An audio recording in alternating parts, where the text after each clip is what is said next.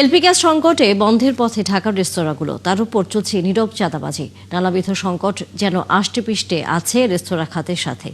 এদিকে উত্তরণে নির্বাচনের আগে রাজনৈতিক দলগুলোর সাথে দেখা করে পরিত্রাণের উপায় চাইবেন হোটেল মালিকরা। মঙ্গলবার এ নিয়ে সংবাদ সম্মেলন করেন তারা। জাহিদুল ইসলামের প্রতিবেদন। রাজধানীর এই রেস্তোরাঁয় পুরো রান্নাটাই চলে সিলিন্ডারের এলপি গ্যাসে। গেল কদিন ধরে সিলিন্ডার সংকট, তাই রান্নাও বন্ধের পথে। কর্তৃপক্ষ বলছে এর ফলে খাবারের অনেক পদই রান্না করা যাচ্ছে না, যেগুলো হচ্ছে তা পরিমাণে কম। এই অবস্থা যেন পুরো রাজধানী জুড়েই। 12 কেজি এলপি গ্যাস যেটা 1306 টাকা, এটা আমরা 3000 টাকা দিয়েও পাচ্ছি না। আমাদের তো 2 দিন রেস্টুরেন্ট বন্ধই ছিল, কিন্তু আমাদের তো স্টাফ খরচ, ভ্যাট, ট্যাক্স, বিদ্যুৎ, ওয়াসার সবই দিতে হচ্ছে। মালিক সমিতির নেতারা বলছেন রেস্তোরাঁগুলোতে ক্রেতা কমছে, দিনের বেশিরভাগ সময় খালি থাকছে আসন।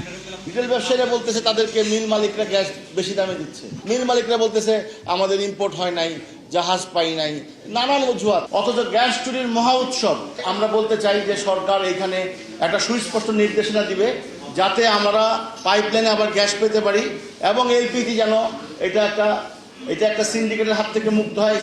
এছাড়াও চাঁদাবাজি সহ মোটা দাগের 6 সংকটের কথা জানিয়ে মালিক সমিতি বলছে এ থেকে উত্তরণে জাতীয় নির্বাচনের আগেই রাজনৈতিক দলগুলোর সাথে দেখা করবেন তারা।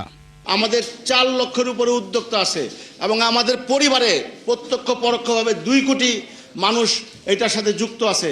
তো আমাদের একটা বড় ভোট, বড় সাপোর্টও এখানে ডিপেন্ড করছে। সুতরাং আমরা প্রত্যেকটা দলের সাথে আশা করি দেখা করব ভেরি সুন।